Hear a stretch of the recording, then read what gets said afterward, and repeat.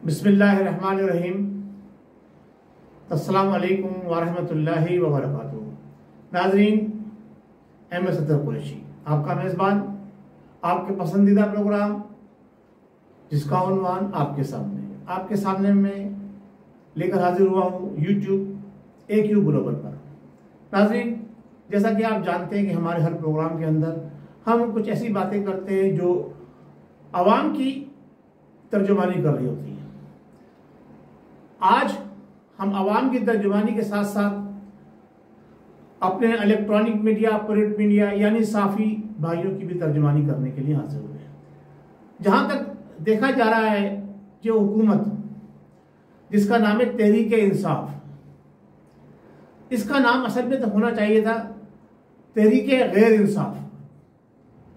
तहरीक तशद्दुद, धौंस, जबरदस्ती, गुंडागर्दी, बदमाशी और तहरीके लाकानूनियत।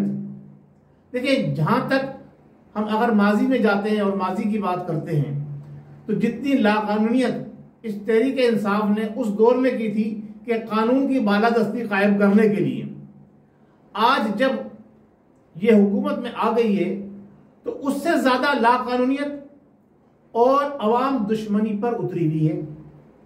इस हद तक तो गाड़ी चल गई, 3 साल निकल गए, यहां पहुंच गए।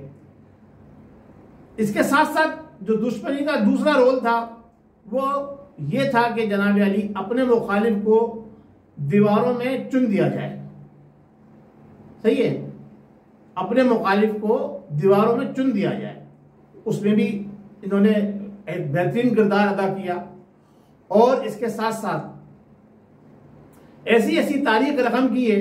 नया पाकिस्तान तो नहीं बना सके, ना पाकिस्तान के अंदर कोई इस्तेलाहात ला सके, ना गरीब अवाम को कुछ सहूलत दे सके, लेकिन ऐसी ऐसी अछूती नई नई तारीखें रकम की हैं कि अगर आईने में जाके खड़े हो खुद नियाजी साहब तो शर्मिंदा हो जाए। यानी घर की माओ बहनों बेटियों के प्रोग्रामों के अंदर भी जाकर इन्होंने बदमज़गी का सिलसिला शुरू कर दिया। सियासी इंतकाम के अंदर इतने आगे बढ़ गए कि सब कुछ भूल गए। जो असल में खान होते हैं ना, उनकी एक सकावत होती है, उनका एक बुर्दबारी होती है, उनके अंदर एक सिलसिला होता है तहजीब का, तमद्दुन का। ना ये खान है ना न्याजी है, तो ये कहां से लेकर आते हैं? तो इन्होंने सब कुछ डुबो दिया। खानों के नाम पर भी एक धब्बा लग गए, कलंक का टीका बन गए। अच्छा, बात चली जाएगी जाती इख्तलाफात की तरफ, मैं उधर नहीं जाता। मैं बात करता हूं जो कानून ये लेकर आए हैं प्रिंट मीडिया के खिलाफ, अभी जो ये बनाने जा रहे हैं, इस पर आपने देखा कि हर मीडिया का हर वो बंदा जो किसी भी हवाले से इलेक्ट्रॉनिक, प्रिंट मीडिया या ये कह लें कि सोशल मीडिया से ताल्लुक रखता है, वो सरापा एहतजाज बना हुआ है। ऐसा क्यों? ऐसा उस कानून के अंदर क्या है? ये वही जमात है इस वक्त हुकूमत के अंदर जो ये कहती थी कि मीडिया की आज़ादी दर हकीकत जो है वो इंसाफ की फराहमी का बेहतरीन जरिया बनती है। तो अब ये मीडिया के ऊपर खुद कदगन लगा रहे हैं और जो इनके गेंडे नुमा, जिन्हें मैं कहता हूं, जो बस क्या कहूं, मैं गेंडे ही कह दूं वो काफी है, कि जो हर हुकूमत जब भी आई है वो उसने उनकी मुखालफत की है और वो उस पार्टी की तरफ हमेशा उसकी गोद में जाके बैठे हैं जो जिसे उन्हें पता चले कि अब ये इख्तिदार में आने वाली है। तो वो फवाद चौधरी साहब दोबारा जो है वो नशरियात के जो वजीर बने, तो उन्होंने फिर वही कारनामा अंजाम दिया जो उन्हें देना था। अब इस वक्त हुकूमत ने 2-3 महाज खोल लिए। पहला महाज तो उन्होंने खोला इलेक्शन कमीशन ऑफ पाकिस्तान साहब। आप देखिए, दुनिया भर के अंदर जो हुकूमतें होती है वो अपने इदारों की जो ना बेहतरी और उनके लिए पॉजिटिव राय रखती हैं और उनकी तरक्की और कामयाबी के लिए जनाब अली कोशिश होती हैं और जद्दोजहद करती हैं और नई नई इस्तेलाह लाके इदारों को मजबूत और मुस्तहकम करती हैं। ये वो वाहिद हुकूमत है, तहरीक इंसाफ की वो वाहिद हुकूमत है। वो कहती है हम इलेक्शन कमीशन में आप पाकिस्तान को जला के राख कर देंगे, खाक कर देंगे, मिटा देंगे, बर्बाद कर देंगे।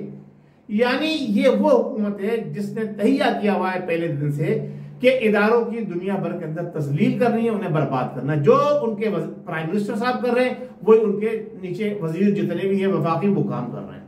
तो ये वो वही जमात है जिसने इदारों को तबाह बर्बाद करने की बात की है। हर जगह के ऊपर, हर मुकाम के ऊपर, इसने हर मौके के ऊपर जहां इनको मौका मिला है इन्होंने अपने इदारों के खिलाफ बात की है। उनकी तस्लील करने पर कभी भी इन्होंने जरा सी भी चूक नहीं की।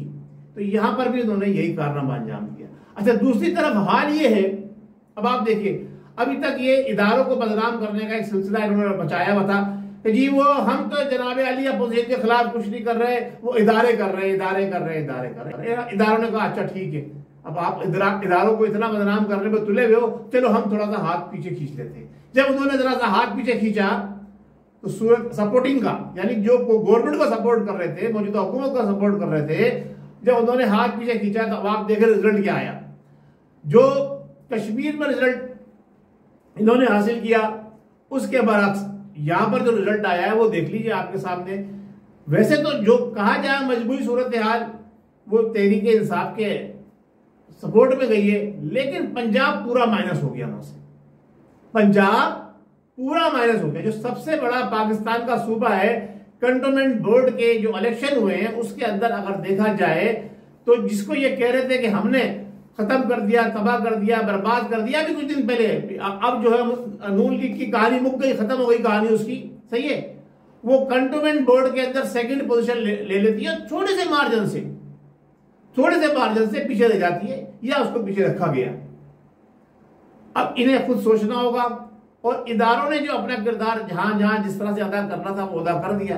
अब आप ये देखिए कि एक तरफ कंटोनमेंट बोर्ड के इलेक्शन, उसमें मुस्लिम लीग नून की कामयाबी सेकंड नंबर पर आ जाती है, और दूसरी जमातें जिनके लिए कल तक जनाब चौधरी निसार साहब फरमा रहे थे और दूसरे भी एक दो एंकर हजरात ने फरमाया कि पीपल्स पार्टी जो है वो अच्छा गेम खेल रही है, लेकिन उसकी कोई पोजीशन नहीं आई। कंटोनमेंट बोर्ड के अंदर जीरो हो गई, down, zero down, zero down. Muslim League एक दफा फिर उसने बता दिया कि जनाब अली रामा अभी जिंदा है, मुस्लिम लीग जिंदा है। तो अब इस सूरत हाल के अंदर अब यह आपको तजजिया जो मैं पेश कर रहा हूं, आपने देखना होगा, अवाम ने गौर करना होगा कि कौन जिंदा है। तहरीक इंसाफ क्या किरदार अदा कर रही है। कंटोनमेंट बोर्ड के इलेक्शन के अंदर जीरो, मेरे हिसाब से कि मुस्लिम लीग की इतनी कामयाबी, इसका मतलब यह है कि वो बिल्कुल कामयाब हो गई। इलेक्ट्रॉनिक और प्रिंट मीडिया के ऊपर जनाब अली शबो खून मारा जा रहा है। जो माजी में इलेक्ट्रॉनिक और प्रिंट मीडिया के धरनों और जलसों और जुलूसों में हुकूमत के खिलाफ तकरीर करते थे नियाजी साहब कि प्रिंट मीडिया क्या कंट्रोल करना, प्रिंट मीडिया को काबू करना, उसके ऊपर कदगन लगाना, ये इत्यादि घनावना जुर्म है, ये अवाम की आजादी, ये हुकूक की जिसे कहते हैं ना इंसानी हुकूक की खिलाफ वर्जी है। आज उनकी हुकूमत वही काम कर रही है। यानी जितने भी इन्होंने माजी में दावे किए थे उन सब के बरखिलाफ इन्होंने काम किया है। तो लिहाजा मैं ये कहता हूं तहरीक गैर इंसाफ जो है अब उसको अपना किबला अगर अभी भी दुरुस्त नहीं किया तो अब चंद जो चीजें रह गई हैं बस वो इनको जो है लेके किनारा फारिग करने की तरफ लेके जा रही है। इलेक्शन कमीशन से झगड़ा, आज पार्लियामेंट के अंदर मुश्तरका इजलास हो रहा है जिससे आरिफ अलवी साहब, जो कि मैं तो सदर नहीं मानता उनको, क्योंकि वो उस जमात के नुमाइंदे हैं जो नामजद की गई है। बहरहाल वो सदर पाकिस्तान है, वो आज पार्लियामेंट से खिताब करेंगे और आप देखिए कि electronic, print media, social media के तमाम लोग जो है वो पार्लियामेंट हाउस के बाहर बैठे हुए धरना दे रहे हैं। देखिए क्या रिजल्ट आएगा। मेरा तो प्रोग्राम कबल वक्त रिकॉर्ड हो रहा है, शाम तक इजलास होगा और उसके बाद क्या कार्रवाई होगी। तो मैं आपको ये बताना चाह रहा हूं कि इस हुकूमत ने ना ही अवाम की फलाह और बहबूद के लिए 3 साल में कोई बेहतर काम किया, ठीक है, जो बीज बोए, जो फसल इन्होंने बोई थी 22 साल के अंदर, उसको अब ये किस तरह से काट रहे हैं, किस तरह से आवाम को धोखा दे रहे हैं। जो ऑयल जो खाने का ऑयल और घी 160-165 रुपए लीटर या किलो था पिछली हुकूमत के दौर में, वो अब 300 से तजावुज कर चुका है, यानी डबल हो गया है। चीनी, आटा और महंगाई, माफ कर भाई, चीनी, आटा, महंगाई, माफ कर भाई, माफ कर भाई, खुदा के वास्ते इस अवाम पर, पाकिस्तान की अवाम पर अपना जो है वो रहम करो। और अब बस सब्र नहीं होता, अब घबराना शुरू हो गए हम लोग, और जब घबराना शुरू हो जाते हैं तो उल्टी सीधी हरकत करते हैं। जब उल्टी सीधी हरकत करेंगे तो फिर हुकूमत का कला मुखा होगा। बहुत शुक्रिया नाज़रीन, हुकूमत हर तरह से, हर जाविये से फेल हो चुकी है, और अब इस हुकूमत से हमें जो है हिसाब लेना है। इंशाअल्लाह आइंदा आने वाले दौर में जो हुकूमत आएगी वो इससे कड़ा हिसाब लेगी। बहुत शुक्रिया। अस्सलाम वालेकुम व रहमतुल्लाहि व बरकातहू। पाकिस्तान